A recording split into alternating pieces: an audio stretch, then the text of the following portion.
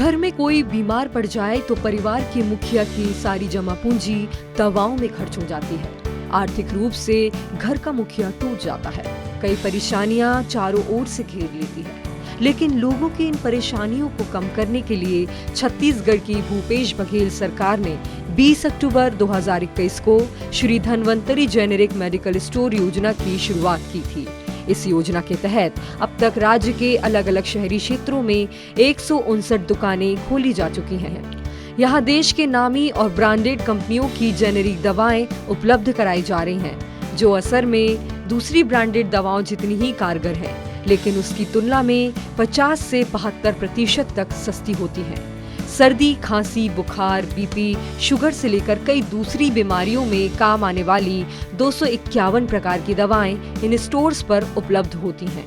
इसके अलावा 27 तरह के सर्जिकल उत्पाद भी बहुत कम दाम पर आम लोगों को उपलब्ध कराए जा रहे हैं। सरकार की इस पहल से राज्य की शहरी और खासकर गरीब आबादी को बहुत बड़ी राहत मिल रही है। वजह साफ है, लोगों पर बीपी, शुगर की रेगुलर दवाओं का बोझ 70% तक कम हो गया है। घर में हर महीने 2,500-3 हज़ार रुपए की दवाई लगती है, जो कि मैं यहाँ लेने आया था। सभी दवाइयाँ मुझे मिल गई हैं। अच्छा डिस्काउंट मिला है। 2,500 की दवाई लगभग 750 रुपये में मुझे मिली है। ये खांसी का सिरप है, ये 35 रुपये का यहाँ से मिला एक सिरप। जैसे कि 68% यहाँ डिस्काउंट मिलता है, जो बाकी दुकानों से काफ़ी ज़्यादा सस्ते में मिलता है, जिससे बहुत राहत मिलता है यहाँ। सरकार की इस कोशिश से प्रदेश की 20 लाख से ज्यादा आबादी लाभान्वित हो चुकी है।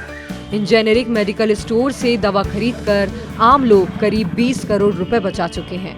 अब सरकार की कोशिश इन मेडिकल स्टोर की संख्या को बढ़ाकर 194 तक करने की है, जिससे इस योजना की जद में प्रदेश की 100% शहरी आबादी आ सके। इस तरह हम लोग धन्वंतरी मेडिकल स्टोर माननीय मुख्यमंत्री के निर्देश में प्रारंभ किया है, जिसमें हमारे ब्रांडेड कंपनी की जेनरिक दवाएं जो है वो सस्ते दर पे हम उपलब्ध कराते हैं। 60% से 70% तक मार्केट में जो दवाइयाँ 100 रुपया की है, वो हमारे यहाँ 40 रुपया 50 रुपया तक में उपलब्ध कराते हैं, जिससे गरीब लोगों को और जरूरतमंद लोगों को उसका लाभ होता है।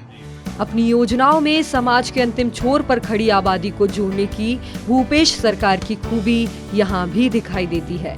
तभी तो वनवासियों द्वारा तैयार किए जाने वाले संजीवनी उत्पाद, सौंदर्य प्रसाधन उत्पाद और शिशु आहार को भी बेचने के लिए इन स्टोर्स पर जगह दी गई है।